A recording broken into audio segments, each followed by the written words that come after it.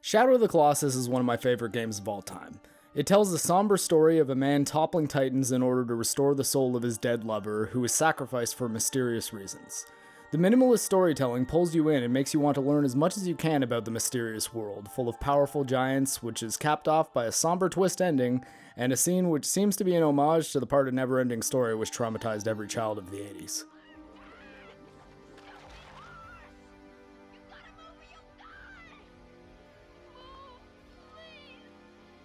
I was thrilled when I found out Bluepoint was remastering the game for PlayStation 4, and last year I went through the game again and was riveted for a second time, only this time with stunning new graphics and performance which can make even a PC Master Race snob like me nod in approval. The only downside, like many of the best platform exclusives, is that the game is indefinitely trapped on the PlayStation ecosystem, though in fairness to Sony, they have released this game on 3 home consoles in a row. However, many gamers will be stopped from experiencing this game without having to pay the entrance fee that is the purchase of a PlayStation. This is a problem for Shadow of the Colossus in particular, as there has really never been another game like it since. Until now. Enter Pray for the Gods. This is an early access game currently available on Steam for $33 Canadian, so probably like, I don't know, 25 Republic credits? Is that what you Americans are using these days? Credits will do fine. Thank you, Qui-Gon. Pray for the Gods is at its core an indie homage to Shadow of the Colossus, one that can presumably come to all platforms, assuming the developer secures enough funding through their early access release. However, I've got to warn you not to run over to Steam right away, as the current iteration has several rather major issues. But wait! There's more! It's not all bad news. There are certainly the seeds of a masterpiece here, but unlike the last early access game I took aim at, Get to the Orange Door, it's not quite the sublime experience it has the potential to be yet. The story of Pray for the Gods is presented in a very similar fashion to Shadow of the Colossus. You play as a nameless character who roams a wide open land, toppling gods, then being transported back to the center of the map for a short cutscene and the next target. The specifics of her motivation and goals are a bit of a mystery right now, but I presume those details will be much more clear in the final version of the game. In addition to being a Shadow of the Colossus tribute, Pray for the Gods also takes a lot of cues from The Legend of Zelda Breath of the Wild. While Shadow of the Colossus is essentially a boss rush game, giving the player some beautiful environments to traverse as a breather between colossi, but not a lot in the way of interim gameplay, Pray for the Gods is almost an Arctic survival game as much as it is a series of battles against giants. You have to build fires to stay warm, hunt animals to eat, and find bedrolls to sleep on. Like both Breath of the Wild and Shadow of the Colossus, much of the gameplay in Pray for the Gods is mediated by management of a stamina meter. Your warmth, food, and sleep meters will affect how quickly you lose stamina as well as how quickly it's recovered. Part of me dislikes this as the highlight of the game is absolutely the fights against the titular gods, but I feel like that's also me being unfair to it for not just being exactly Shadow of the Colossus.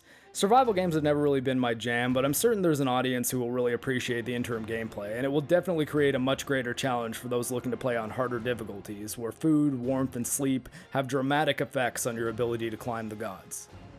In addition to survival gameplay between gods, there are also smaller enemies to fight. These fights, along with the parachute gliding, circular stamina meter, and degrading weapons made out of paper, are where the Breath of the Wild influences really shine through. Sadly, unlike Breath of the Wild, the combat in this build is, well, it's bad. I'd like to say it's simple yet unobtrusive, but it's a step worse than that. Your sword swings are animation prioritized, so you can't cancel with a dodge, and dodging is the only defensive option.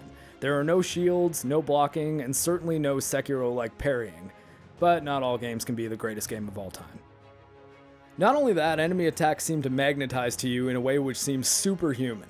I love me a challenging character action game, but where Dark Souls, Devil May Cry 5, Ninja Gaiden, and Sekiro all feel tough but fair due to the tight hitboxes and gameplay which is polished enough that you feel like failure is your fault rather than the game cheating, the foot soldier combat in Pray for the Gods is unfair at this point.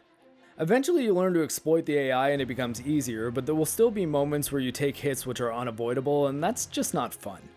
This problem is exacerbated by the hitbox on your character being seemingly massive. Feeling as if you're glitching your way to victory is never fantastic either. It feels less like conquering a challenge and more like cheating your way through a poorly designed combat system. The good news is, the fights against the gods are much better. Similar to Shadow of the Colossus, each of these bosses are essentially a platforming puzzle in which you have to figure out exactly how to get to a boss's fur, then climb around it until you find a weak spot. All of them have multiple vulnerable points, but you can't just find one and then spam it until victory, as they're inactivated after 3 hits, which essentially forces you to discover the next piece of the puzzle. Not only do you have to work out where the weak points are and climb to them, but you also have to avoid the boss shaking you off. By default, the method for bracing during these shakes is to tap a button as fast as possible.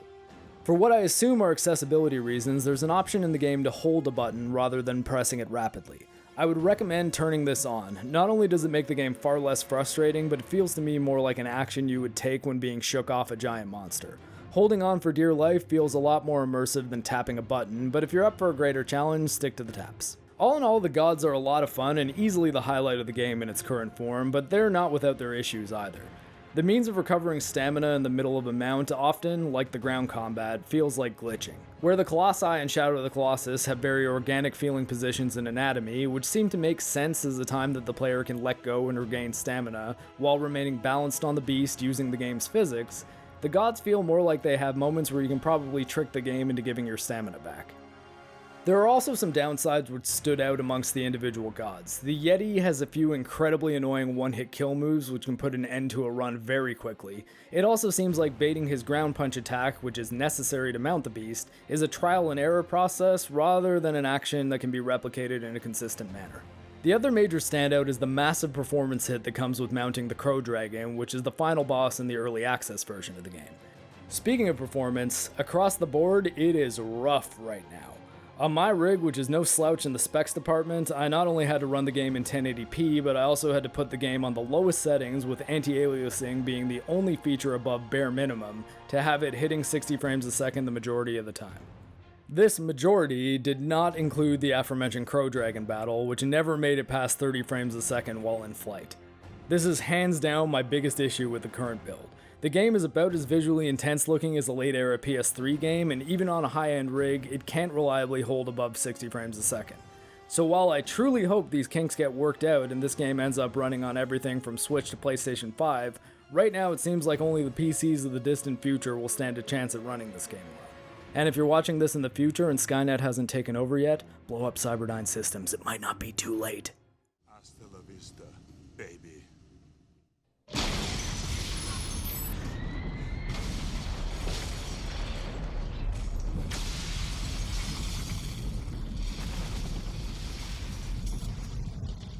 With all that being said, I'm still just taking aim at Pray for the Gods. Its status as an early access game means no triggers are being pulled right now, as it has the chance to radically change before it hits 1.0. And considering how much potential the game has, I really do hope these issues get worked out. If they do, it'll not only be a must-play game, but the only alternative to Shadow of the Colossus outside of the walled garden that is the PlayStation exclusive library. However, if what you've seen in this video has made you curious and you're up for struggling past a few issues, there are still a lot of things to love about Pray for the Gods in its current state. I just hope there's a lot more to love as the game gets closer to completion. So if you want to throw No Matter Studios a bit of faith and financial assistance, get down on your knees, sip the holy rhino milk, and pray for the gods. All hail the cosmic chicken.